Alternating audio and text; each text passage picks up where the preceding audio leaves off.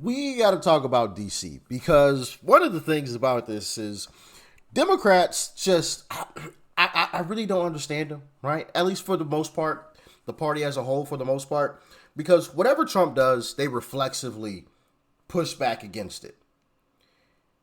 But there are a few that buck that trend, and one of them might just be Mayor Bowser because she just said something that I'm sure will have her in a little bit of hot water with some of her constituents.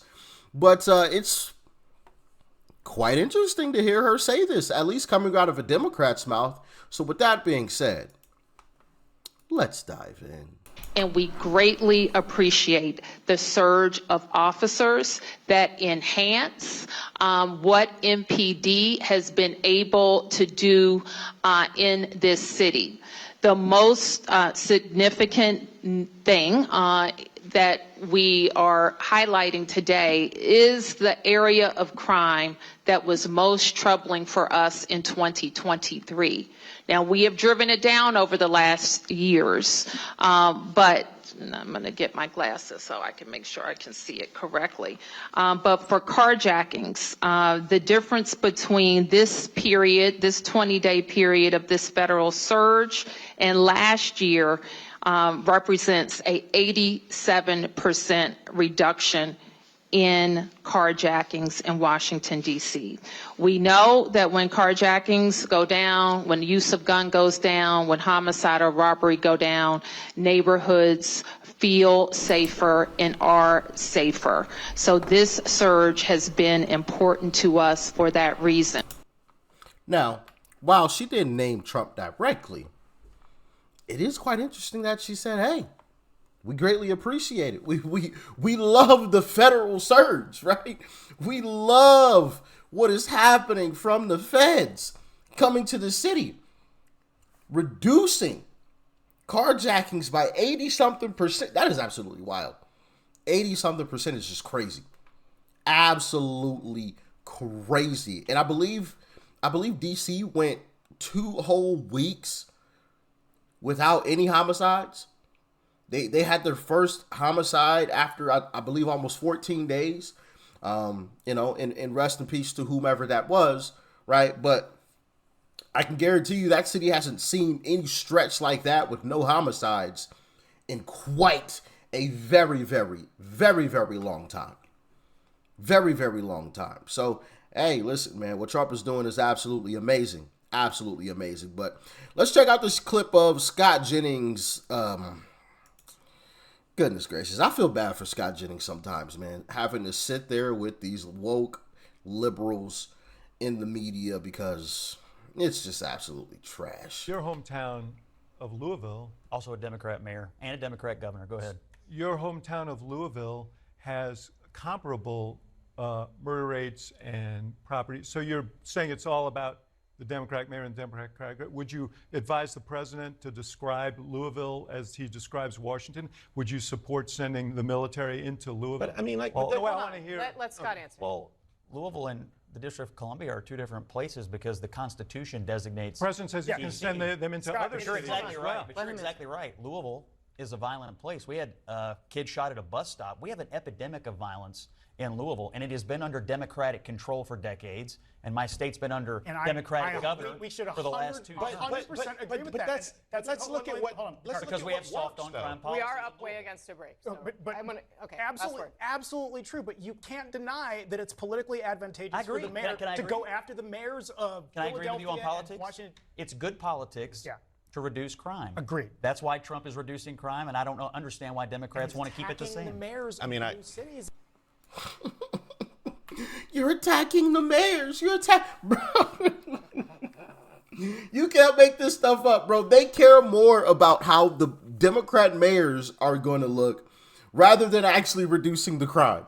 Well, you're attacking the mayors. Trump's coming in and reducing crime, but you're attacking the mayors. And they wonder why they have trouble winning. Why their approval ratings are in the absolute toilet. I mean, this isn't rocket science, guys. This is really, really simple stuff. Really, really simple stuff. You took the D.C. crime issue. I'm sitting out there every night lately with people who cannot stand it that there hasn't been a murder in Washington, D.C. in the last 7 days. Right. There hasn't been a murder in a week. It's been years since they went 7 days without a murder. I was in Union Station the other day. No one was taking drugs in front of my children. No one was committing public acts of lewdness. No one was defecating on the floor. I mean, Union Station looked a little better than it has in years to me, all because there were some National Guard guys hanging around. They have arrested hundreds of people. Some of them are illegal aliens. One of them was an MS-13 gangbanger here in the country illegally. Illegal guns have been taken off the streets. Why is this a problem for you in Washington, D.C.?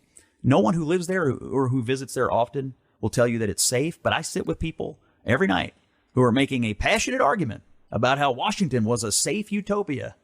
Yeah. And Donald Trump's messing it up, and everybody knows it's complete and total bullshit. Yeah. Everybody knows it.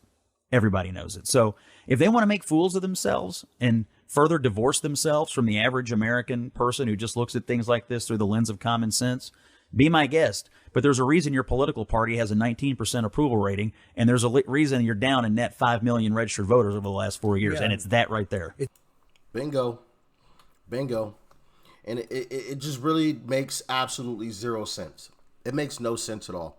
You know, you would think that the Democrat Party would pivot, but no, they're doubling down on this nonsense, doubling and tripling down on the nonsense. And it genuinely makes zero sense to me.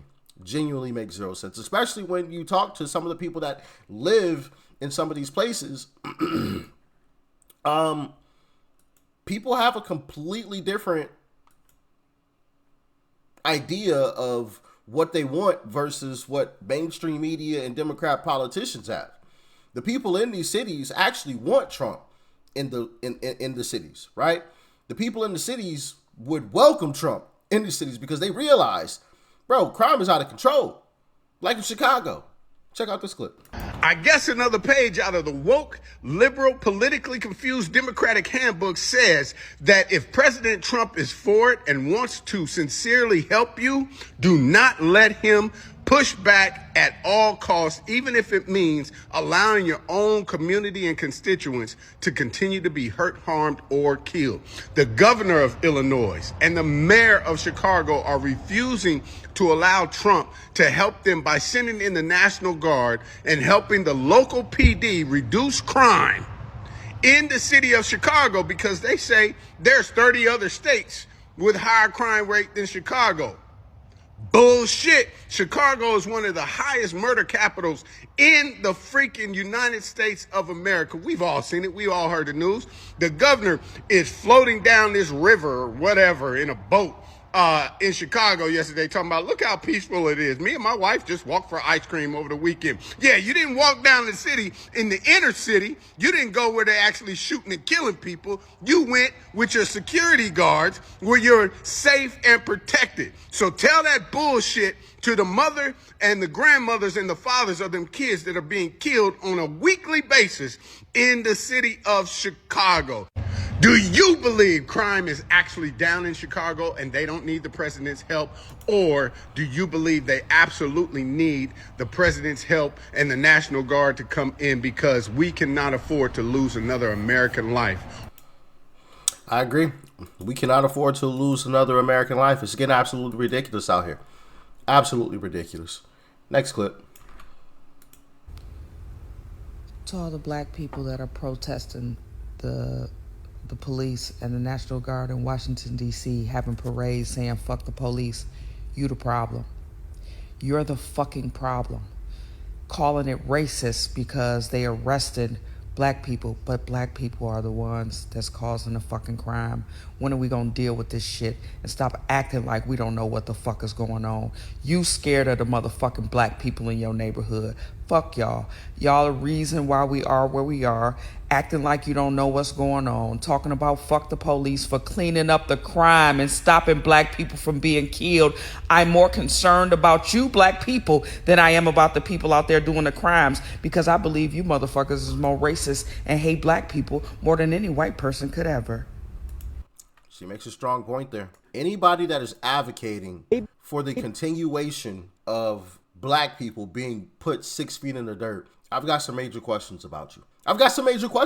Because why would you be against making black communities safe?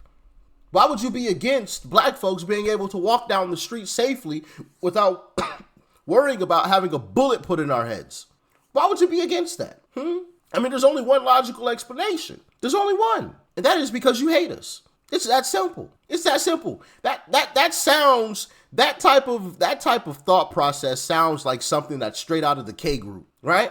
Which is kind of ironic that it's coming from the Democrat Party, because we all know the origins of the K group, don't we? Kind of interesting how that works. And you know what's also interesting? Because I made several videos on this. In DC, the original protesters that were out protesting were a bunch of liberal white folks. A bunch of liberal white folks. And we exposed them. Lots of people exposed them. Other content creators exposed them, right? Including myself. Exposed them. Bro, what's up with all the white liberals? This is a 50% black city. What's up with all these white folks? What's going on? These people don't even live in this city. But notice, right after we started exposing that, then a bunch of black people showed up. I don't think that's a coincidence, guys. I do not think that's it's the same thing as, you guys remember when ICE first started deporting illegals, and then you saw a bunch of people protesting and they were waving the Mexican flag. You guys remember that? Waving the Mexican flag, and we were all like, whoa, you waving the Mexican flag on American soil? Absolutely unacceptable. We all criticized them. We all went after them. And then all of a sudden, those Mexican flags disappeared. And then all of the liberals were starting to wave American flags while they were protesting against ICE. Kind of interesting how that works, isn't it? I'm just saying this is all being coordinated by some folks behind the scenes. Make no mistake about it. Make no mistake about it. At least in my humble opinion, right? And those couple examples made it obvious to me, right? All of a sudden, all the Mexican flags disappear. Now there's a bunch of I saw one video where there was like a box or like a bucket of American flags for people to, pick up and, wave around while they were out protesting. And then with the other thing that I was talking about, right? First you had the white liberals protesting, but then you got called out for there just being a bunch of white people because it's a 50% black city. Then all of a sudden the black folks show up. I don't know. Pretty interesting. But y'all get in the comments. Let me know your thoughts and your opinions about all of this. Y'all stay safe out there. Peace and love. I'm out.